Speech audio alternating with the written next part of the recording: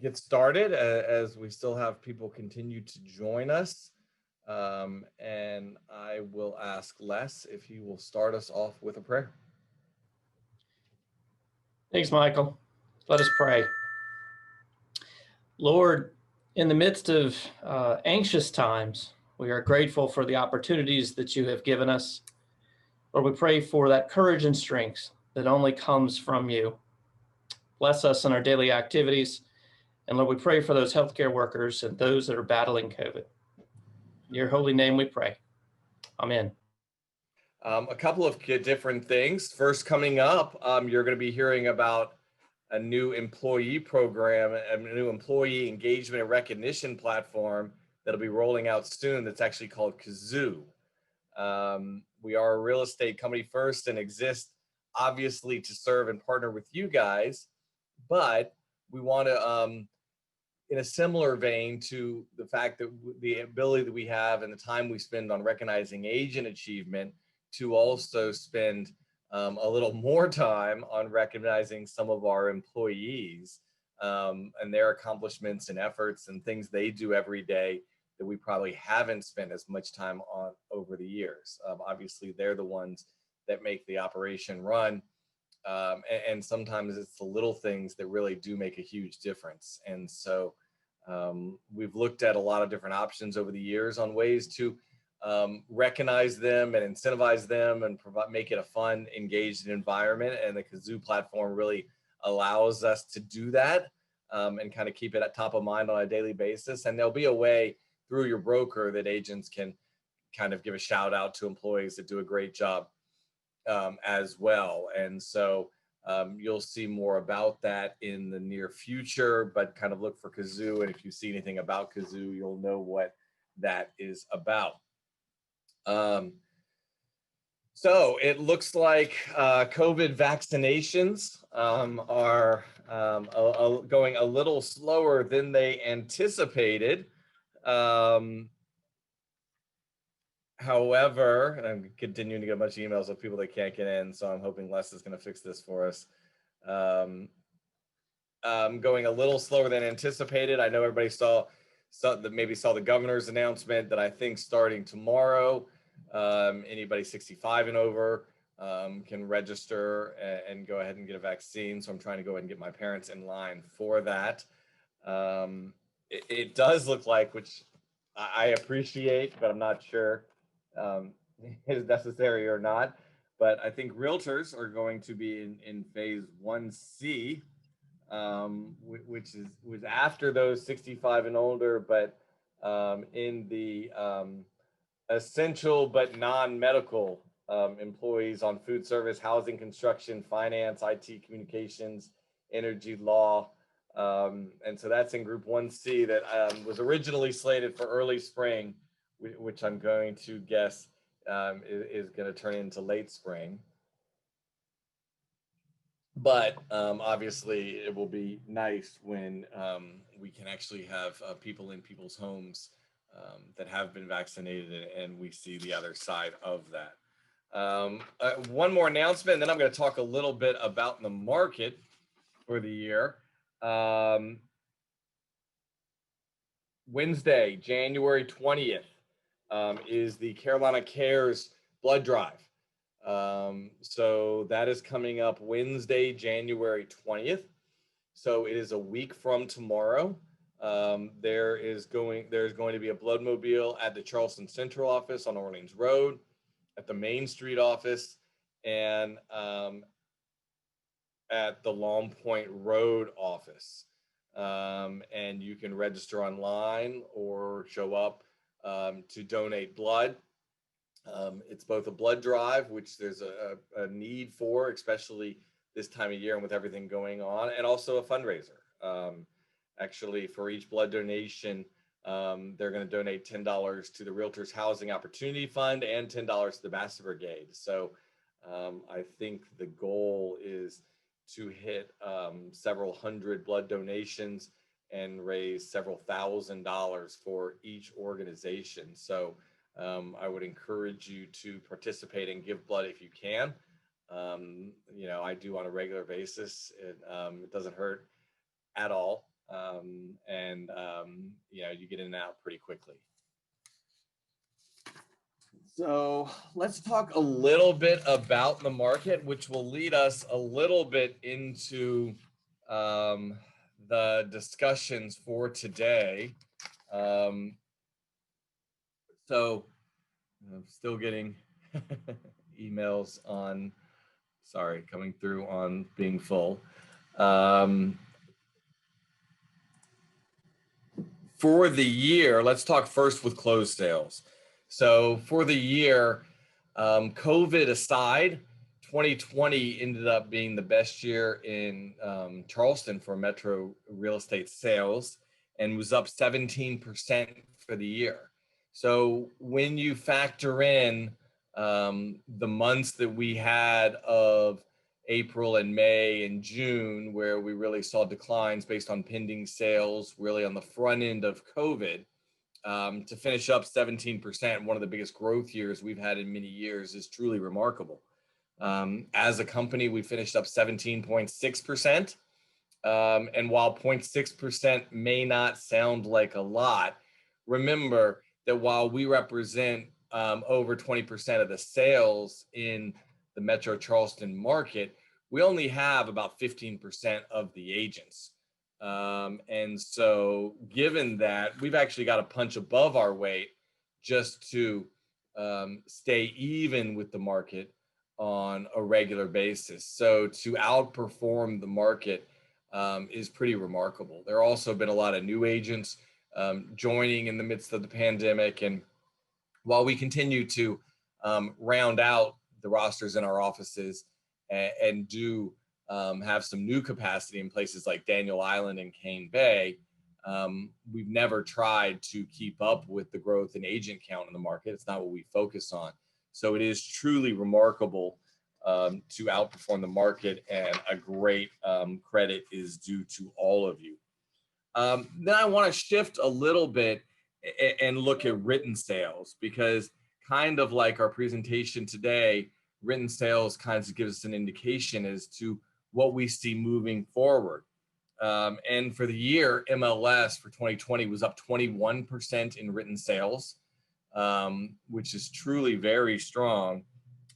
Last month for MLS was up 48% in written sales. So when you talk about a month like December being up 48% of written sales, it really sets the pace for a very strong January and very strong month moving forward. Hold on one second, sorry. People are still trying to get in. Sets it up for a really strong month moving forward. As a company, we were up 62% in written sales for December. So I talked about where we finished on growth moving forward. I mean, talked about where we beat the market in closed sales, but that's continued to accelerate into the fourth quarter. And that written sale growth is really tremendous. For the year, MLS finished up about 21% in written sales, and we finished up about 26%. So that really does set a pace, that leads to good signs moving forward. New construction continues to be a huge part of our market, with 41% of pending sales being new construction. We obviously know we have huge challenges in inventory down to 2,300 active units and pretty much at an all-time low. So that creates some unique challenges. Last on the announcement side, and then I'm going to take a break real fast and talk with Les to figure out how we get everybody on before we start the presentation. Tomorrow morning, we're going to be having a class on leveraging upcoming listings. One of the reasons we were able to outperform the market in written units by more than 10% each of the last 3 months and 12% in December is by leveraging those upcoming listings. And so we've got a class tomorrow that will be available to everybody, not just 100, that will help us leverage existing listings, talk about Facebook, talk about InstaList, and how we really make the most and provide additional value to our buyers and our sellers moving forward in this market and in this environment of super tight inventory. And that will be tomorrow at 9. And I hope everybody can join us as well. So, I sent a very brief bio along with the Zoom invite. But obviously that bio was extremely abbreviated for the qualifications of our presenter today. From 1980 until his retirement, Mr. Slifer was the chief U.S. economist for Lehman Brothers in New York City.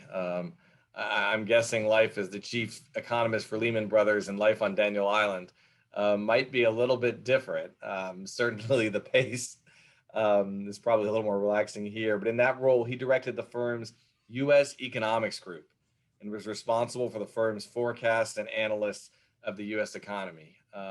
After I finish this bio, maybe he can let me know, but I'm not even sure I really want to guess how much money under management Lehman Brothers may have been handling at that time when you're talking about leading their forecast for the U.S. economy and how they make decisions on the assets they're managing for their clients. Prior to that time, he spent a decade as a senior economist at the Board of Governors of the Federal Reserve in Washington, D.C., forecasting growth in the money supply. Obviously, both of these experiences present him as probably one of the foremost experts in the country today when we're talking about a Fed that's been more active than we've probably ever seen, along with challenging times in government spending that will have huge impacts on growth, which is one of the reasons, obviously, why we set this up as we start 2021. He's written 2 books about various economic indicators and how they can be used to forecast economic activity. He also writes a regular bi-weekly economics column for the Charleston Regional Business Journal, and also has, I believe, his ongoing e-newsletter information that people can get information on a regular basis. So, Steve, I appreciate you being here. And at this point, I'm going to turn it over to you. I would encourage everybody, if you have questions, to go ahead and put those in the chat box during the presentation. I will monitor that, and we will, hit some of those questions at the end after his presentation. So, Steve, I'm going to turn it over to you. All right. Well, Michael, thank you for that. And thank you all for inviting me to join you this morning to your first town hall of the year. Obviously, my job is to, I guess, give you some sort of a sense for what's likely to happen to the economy over the course of this year and a little bit on into next year, perhaps. You can tell from the title of this thing, let me go back before I get there, that the next couple of months, given what's going on with the virus, look a little soggy. But I do think that once we get to the spring, second half of the year, things are going to look really pretty good. So let me just launch into that. But here's the highlights. I guess I'll go for about 30 minutes here. And I want to talk a little bit, not so much about the virus, but really about the role that social media has played in the last 8 or 9 months. Of course, then in the spring, we put this quarantine on us and we saw this huge drop in GDP. Let's just review. Was that really sort of the right thing that we were supposed to do? Then, of course, we had all the stimulus package. We came back roaring back in the third quarter, and that certainly helped. But now here we are in a situation where the virus is spreading again. So what do we do this time? How should we be responding to this? I want to talk a little bit about basically social media's role in all of this. I also want to talk about what we did to try and combat the virus in the spring and try and figure out whether that was sort of the right thing to do. Then, of course, we had lots of stimulus, a big rebound.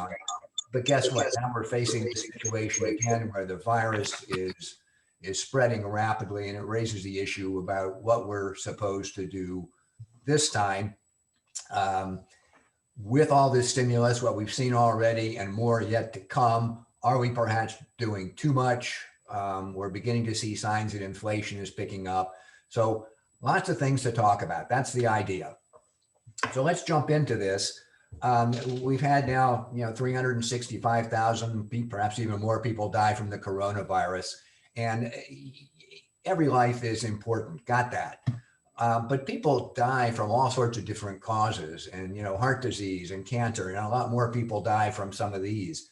But yet, if all of those lives are important, how come it is that we just hear about the coronavirus? We don't hear about any of these other people. And I'm going to suggest that this is the first time that we've ever dealt with a crisis in the era of social media. And that kind of changes things a little bit here. We all know about social media. It's very easy to influence millions of people in a very short period of time. And while there's a lot of truth that we can find on the internet, there's also a lot of misleading information, lies, and things. And for me personally, it raises the question about who am I supposed to trust these days? Who can I turn to for answers? Mainstream media, they seem to have a bias. Social media, you can sort of get any opinion you want. Politicians, medical experts. And that's a big issue for us going forward, and one that we're going to have to address at some point. And as I look back at this, certainly social media made us really, really fearful about this virus. And just to give you a sense of what that looked like back in the spring, here's just the stock market. It had reached a peak level, record high level in mid-February, and then dropped by about a third in a matter of just 4 weeks. And if you look at that decline compared to what we had back in 2008, roughly comparable magnitude, but that earlier one stretched out over 18 months. This decline took place in a matter of just 4 weeks. And then in March, it just seemed like nothing could stop this. We had the Fed come in and cut rates a couple of times. Fed Chair Powell pats us on the head and says, don't worry, we're aware of this, and we stand ready to do whatever it takes. And on both occasions that the Fed cut rates, the Dow dropped 800 points on the day. So it just wasn't soothing enough. The administration comes in and says, well, we're going to do this $1 trillion stimulus package. And given that a decade ago, that stimulus package was $750 billion, one might have thought that would be soothing. That didn't work. Markets sank another 800 points that day.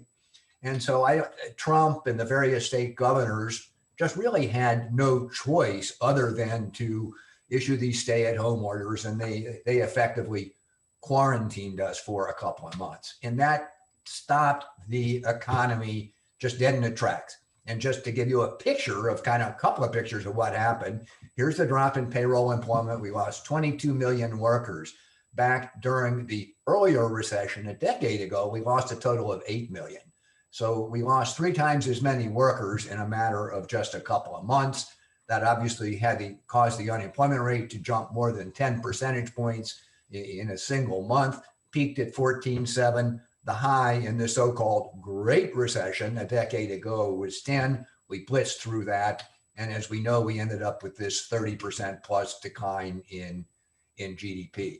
So for me, it raises the question, did we really, given this result in GDP, did we really do the right thing? And I guess my answer is, yeah, I guess we did.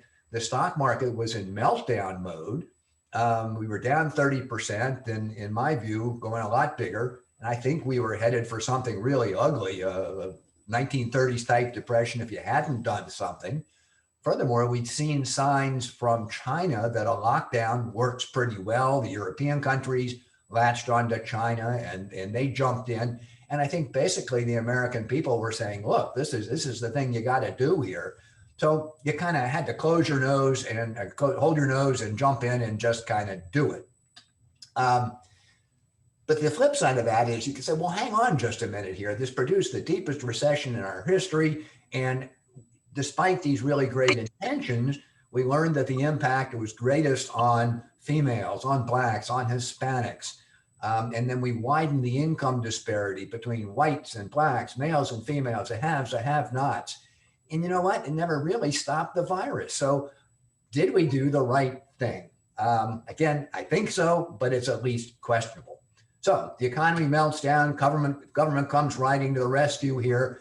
They do their $3 trillion fiscal stimulus package, and we kind of know what consisted of, there's lots of bits and pieces, but those are the $1,200 tax refund checks. If you're unemployed, in addition to your state benefits, you'll get $600 a week from the federal government. And as we all know now, a lot of those unemployed workers between their state and federal benefits were making more than they were making if they were having a job. So that created a real disincentive for people to go back to work. Then the Fed steps in. They did their little rate cuts that we just talked about. They bought $3 trillion worth of Treasury securities in March and April. And then they opened up credit lines to small businesses, mid-sized businesses, state and local governments. And so in effect, we had $6 trillion worth of stimulus, $3 trillion from the government, $3 trillion from the Fed. And given all of that, the economy just came roaring back. A couple of quick pictures of what that looked like. Here's the, here's the stock market. It regained all that it had lost in a matter of just 5 months. Look back 10 years ago. It took 5 years for the stock market to regain everything that it's lost. So a remarkable rebound in stocks, retail sales, big decline, jumped back dramatically, faster now than it was going into the recession. Home sales, you guys know what this looks like, big decline, big jump. And while we lost 22 million jobs in March and April, we've regained a little bit more than half of those in the 8 months since then. And I think the increases in employment were a lot larger than what people had expected, but obviously we're not back where we wanted. That pushed the unemployment rate down from a peak of 14.7 to 6.7 where we are today.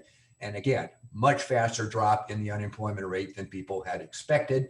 And so what do? We ended up with this 33% jump in GDP in the third quarter. How did we come back so quickly? Obviously, that was the stimulus. And it just says to me that if you're willing to spend enough money, by gosh, something is going to happen.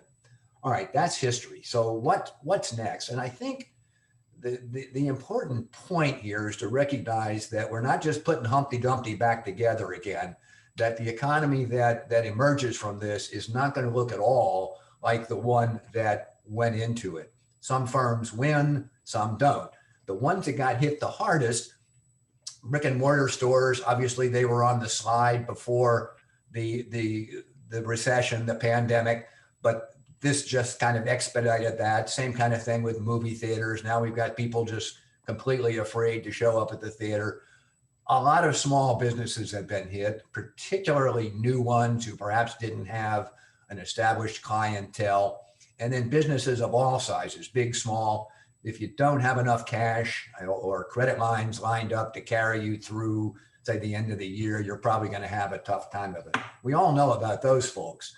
There's another group of what I'm going to categorize as temporary losers. So we're talking about the restaurants and bars, the hotels, air travel, these kind of things. They've come back a bit as the economy has opened up a little bit. Should come back further once a vaccine becomes more widely available, but I suspect they'll never get back completely to where they started. But what I don't hear enough about, I hear people talking about all these job losses and these bad things that have happened, but there are a lot of businesses that have done extremely well. So here we are today on this Zoom conference call. Zoom was around prior to the pandemic, but it's obviously taken off in the last 8 or 9 months. Online sales, Amazon pretty well positioned to take care of that. That's what they do. But then you had even, sort of stodgy firms, or at least what I think of as a stodgy firm, as Walmart, making a pretty good adjustment to being online, having people pick up their orders at the store. In fact, during the recession, Amazon hired 200,000 people, and even Walmart hired 100,000. So clear winners there. Delivery, takeout services kept some restaurants going when they couldn't have in-restaurant dining. So that gave rise to Instacart and Grubhub. Telehealth. Don't have to sit around in the doctor's office anymore to see your doctor with have a bunch of sick people in the waiting room. Now you just do what we're doing now and have this little conference with your physician online. biomedical research, all sorts of different vaccines and therapies in the works. And as I understand it, getting a vaccine is something that it takes kind of 10 years to develop it, test it, distribute it, and we've compressed that into a single year. And now here we are all operating from home. So we obviously need to have high-speed internet connections available to us. And now we have to protect our home computers against all those things that our work computers have been protected against, the hacking, the ransomware. So all of these kind of firms have done very well. And so to me, technology was instrumental in helping us get out of this. And as we go forward, it's going to help us adapt to this new economy as it continues to evolve. So let's talk specifically about what the economy looks like over the next year or so. A couple of bumps here in the next couple of months, but looking pretty good. So here's retail sales. The chart you saw before was just the level of sales. This is growth in the last 12 months. So that includes both the downside from the pandemic and then the rebound. Last 12 months, sales have been 4.1. What were they during the whole long 10-year expansion? They averaged 4.3. So what that kind of says to me is that we as consumers, we are remarkably resilient. We've shrugged off the pandemic, shrugged off the recession, and we're just continuing to spend. When we got all those tax refund checks back in March and April, the economy was kind of closed down, so we couldn't spend them. So that caused the savings rate to surge to about 33%. It's come down quite a bit, but it's still at 12.9, almost 13%. And that's huge. And to give you some idea of what that looks like, with the savings rate where it is today, if you just multiply times the level of income, there's $2.5 trillion worth of savings slopping around out there in our checking accounts, money market accounts. If the savings rate were normal at about 6, that number would be 1.2 trillion. So do your subtraction. So we end up with what I consider to be sort of surplus savings of 1.3 trillion. That's money that we can choose to spend if we really want to do that. And to put that in context, if we go back to 2019, sort of extrapolating from recessions and pandemics and all that, consumer spending rose 0.7 trillion.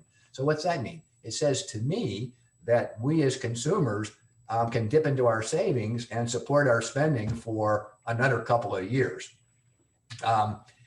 Here's your world. Existing home sales, here we are at a 6.8 million pace, fastest since 2006. Obviously, the housing market is on a roll here. Why? 2.9%, 2.7% mortgage rates, lowest on record. That's obviously gotten everybody excited about buying a house. Refis are really just flowing in. And in addition to the mortgage rates, we've all learned, golly, we can work from home now. So a lot of those folks who are living in very expensive metropolitan areas, New York, Chicago, San Francisco, they've decided they can work from home out in the suburbs, or better yet, in some sort of a resort location just as easily as in these expensive cities.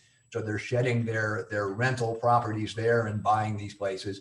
So these are all things that you guys know. I'm not telling you anything.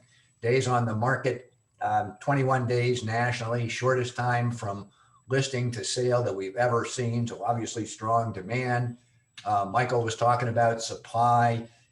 I understand from the National Association of Realtors, you guys need about a 6-month supply, and we're less than half of that. And obviously, if you had more houses to sell, home sales would be a whole lot higher. So I put all that together, and it just has to look awfully good for your market. I'll take a stab at an increase up to about a 7.4 million pace by the end of this year. Let's talk about car sales for just a second. Same kind of pattern. But if we're going to continue to create jobs, that generates income. We have all that surplus savings that we can draw on. Rates are going to remain low. So I got to think car sales are going to look pretty good. So pretty good sized increase in them as well. Why do I talk about new home sales and car sales? It's easy. These are the 2 biggest ticket items in our budget, right? If we're willing to spend money on these things, we can't be too worried about losing our job in the months ahead. Can't be too worried about what the economy is going to look like. So let's turn our attention for a second to the production side of the economy. This is the quote ISM index, stands for the Institute of Supply Management. Sometimes it's called the Purchasing Managers Report. It's come back just about as high as it ever sort of gets. And this particular index really consists of about half a dozen different sub-indices. So we got orders and production and employment, things of this sort that go into that. The one that's really driving it is orders. So here's all the stuff that's kind of coming in the front door, and you as a manufacturer are trying to step up your pace of production. You can't keep pace with it. So they've been drawing down inventories. And if we just look at the ratio between orders and inventories, it's never been higher. So what that means is that manufacturers have got to step on the gas, put the pedal to the metal here, and try and jack up production as quickly as you can. But the manufacturing sector is being held back because of supply constraints. This ISM group, whenever they put out their little monthly index, they provide comments from some of the people that responded to the survey. And here's some of the ones from the most recent month. Suppliers still experiencing labor shortages. COVID is putting a strain on our suppliers. Finding new people is hard. If anybody shows up and has been exposed to COVID, you got to shut down the production lines for a while. So you get the idea. There's all these supply constraints, which is preventing manufacturing from gearing up production as much as they'd like. But if COVID kind of releases its grip as the year progresses, then hopefully that's going to add further fuel to the manufacturing sector. So here's kind of what we've been talking about. Businesses keep hiring, the unemployment rate keeps falling, that produces income, allows us to keep spending. We've got all that surplus spending to draw on, that surplus savings to draw on, car sales, home sales doing well, manufacturers gearing up. We got 2 vaccines in the work, more coming behind it. For the first time, the end of the pandemic is in sight, hopefully by mid-year, something like that. Stock market record high level. I got to think that spells pretty good things for the economy. So for what it's worth, I'm looking for about 7% GDP growth in the fourth quarter. We'll get that at the end of this month. And then about 5.5% growth next year. That's pretty robust pace. If you look at the red line, kind of going back to the left, we haven't really had growth that's been that rapid anytime during the 10-year long expansion that we just had. How do we come back so quickly? $6 trillion worth of stimulus, right? But you can't just spend money that freely without some sort of consequences. And in this case, it's the budget deficit that's taken a real hit. So we thought that the budget deficit for the year that just ended at the end of September would be $1 trillion, but then the recession hit, Treasury loses tax revenues, government spending boosted up the expenditure side. And so the budget deficit, instead of being $1 trillion, turned out to be $3 trillion. We're facing $1 trillion deficits for as far as the eye can see. And whenever the government runs a deficit, if you have $1 trillion deficit, Treasury has to come in and issue $1 trillion worth of debt to finance that. So if we look at debt in relation to GDP, it's taken a big jump from 78% to 100% this year.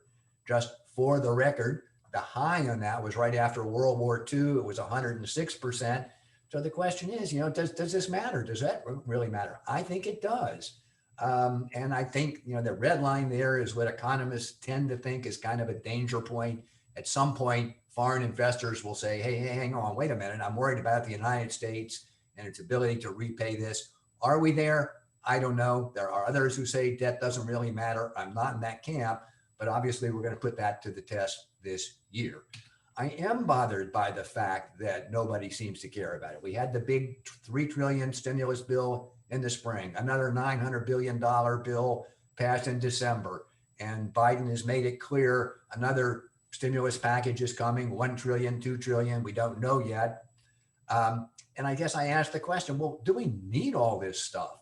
And I think my answer is no. I look back at where the economy, the stock market was back in April. It was down by 1/3 and falling fast. Today, it's a record high level. The economy in April, we were in the midst of a 30% drop in GDP. Now we've seen a 33% rebound in the third quarter, presumably something like 7% in the fourth quarter. The budget deficit has gone from 1 trillion to 3 trillion. So do we need more stimulus? I think my answer is no. But it doesn't matter. More stimulus is coming. That's pretty clear. Everybody is kind of on board with that. So here we are. We're in a situation where the virus is spreading rapidly. So I guess, what do we do here? This is the hospitalizations. More people are in hospitals today than there were back in March and April. Same thing is true for people in the ICUs, intensive care units, on ventilators, the daily deaths. So they look like this. And so what are we really supposed to do here? Do we need more restrictions? And I think my answer to that is no. I just don't think that a lockdown is the answer to this. It's not going to stop the virus. I think we learned that back in the spring. And worse yet, it hurts those Americans that are most vulnerable, which takes me, I guess, to the employment report that we just saw last week for December. So we lost 140,000 jobs. Where were those jobs? Leisure and hospitality dropped almost 500,000. Everywhere else, construction, manufacturing, all of these things were pretty good. Why did we drop so sharply in the leisure and hospitality? Easy. It's all those widening restrictions that had been imposed in some states, California in particular. That bothers me because those restrictions hurt those who are in greatest need. Who are we talking about here? We're talking about lower income service workers, folks who work in restaurants, in bars, hotels, retail. A lot of those are minorities or women. These are people that really need some sort of a step up. They need a little help. And what are we doing? We're putting their jobs at risk. And to me, you're just making the situation worse. I'm not sure that's what the right solution is. What we really need is the vaccine. We've got stuff that's in the pipeline. We've got to get it distributed. Once we kind of get a majority of the people in the country with a vaccine, confidence, business confidence, consumer confidence, they're going to rebound, more consumer spending, more hiring, economy will take care of itself, and the recovery will become self-sustaining. So, but that's not until mid-year. What are we going to do in the meantime? It's not terribly satisfactory, but I guess you do what they've been telling us to do all along.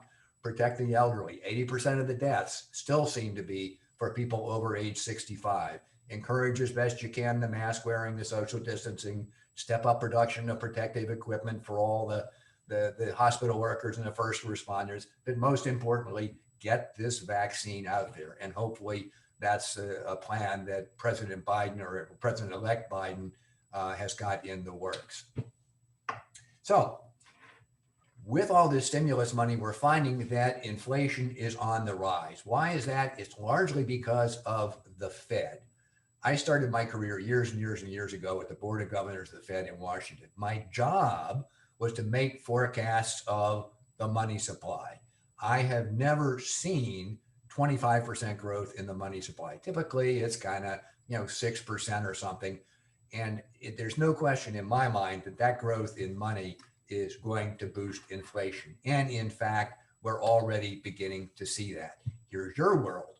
In the last year, home prices have risen 8.5%. But look at the blue bars. In the last couple of months, the increases have been much higher than that. I would suspect that we're going to end up with a 10 to 15% increase in home prices this year. At the same time, commodity prices are on the rise.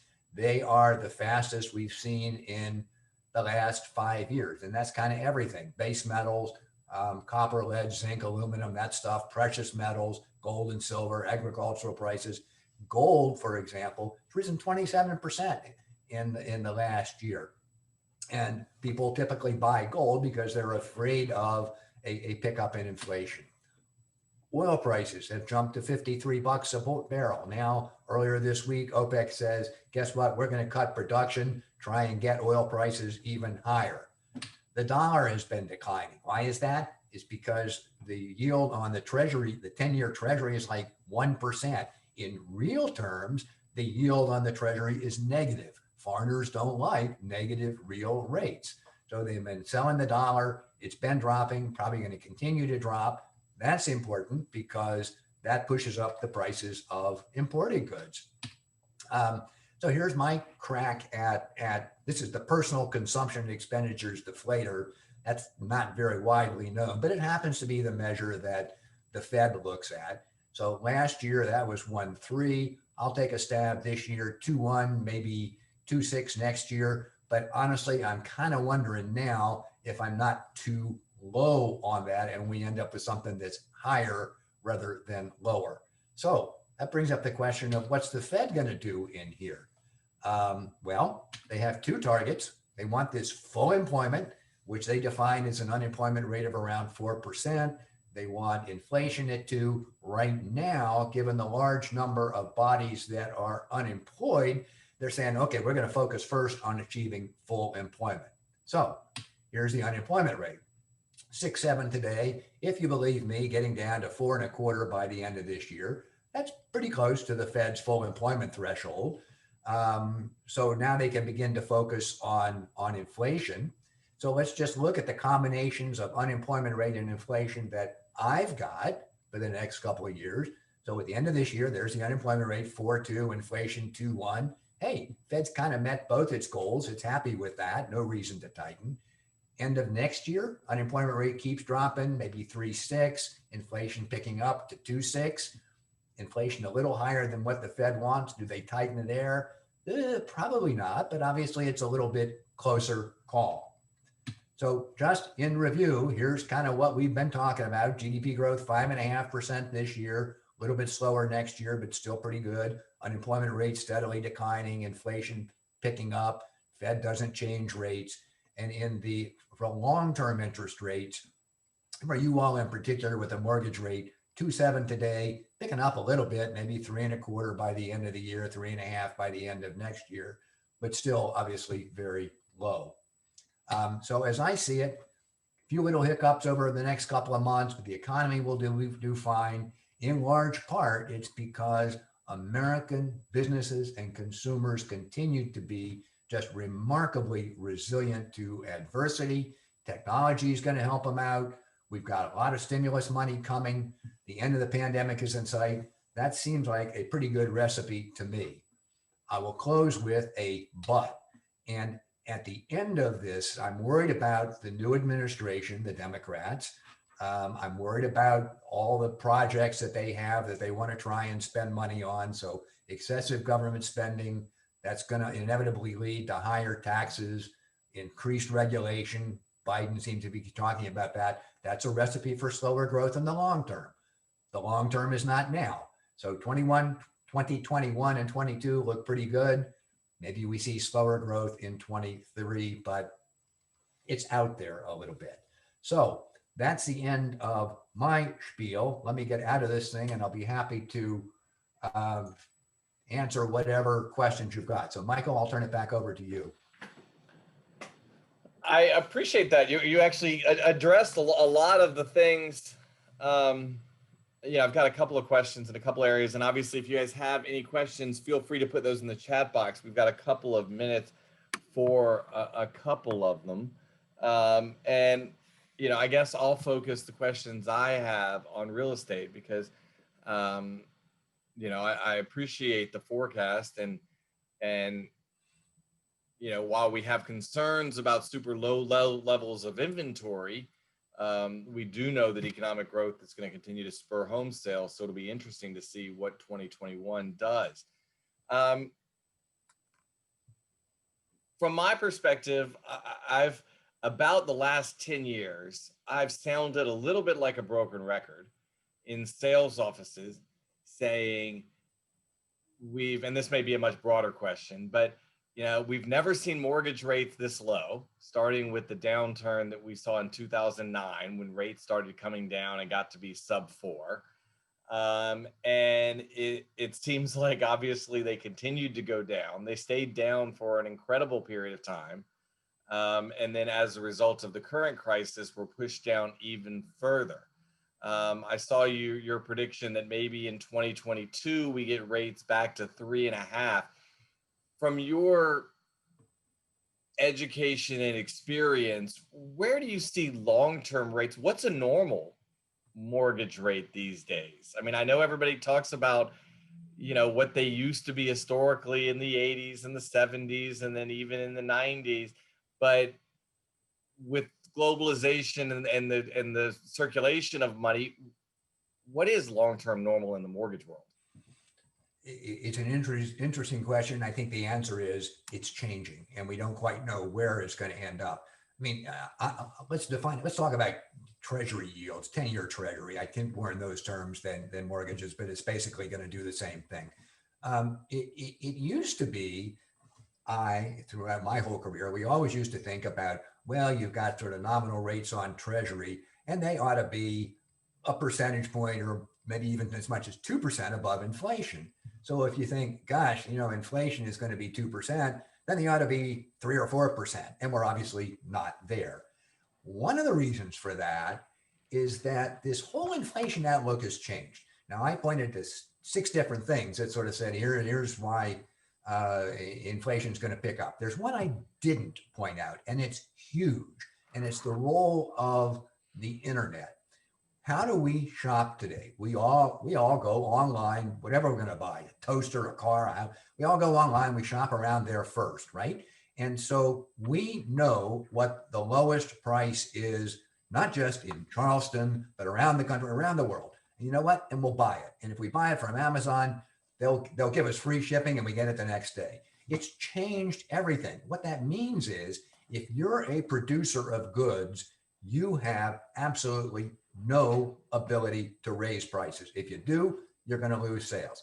That's kind of a big deal. So if we split CPI, that inflation measure, between goods and services, the last decade, services about 3%, goods 0. What that means is we have about 1/3 of our economy that can't raise prices. So how much of a pickup are we going to get? That just seems to me like it's sort of lowered inflation. If it lowers inflation, then presumably that's going to lower long-term interest rates. Where do we settle in here?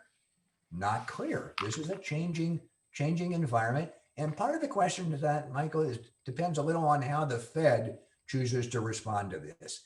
If they dig in their heels and say, oh, golly, we're not going to raise rates because we want to get the economy back, get all these people back to work, and inflation really takes off, we could suddenly see a much bigger spike in long rates and mortgage rates than what we had expected. So it's a hard question to answer. So that's a good way of dodging it and just kind of saying, pick whatever number you want. That's all right. And my second question, which is kind of a, probably similar one, but at least something for us to think about. There are obviously 2 components in every real estate purchase. There's what we want people to focus on, obviously, which is the lifestyle component. I mean, you're buying a home because that's where you're living your life. And that's obviously the first component of a home, but a home is also most people's largest single investment.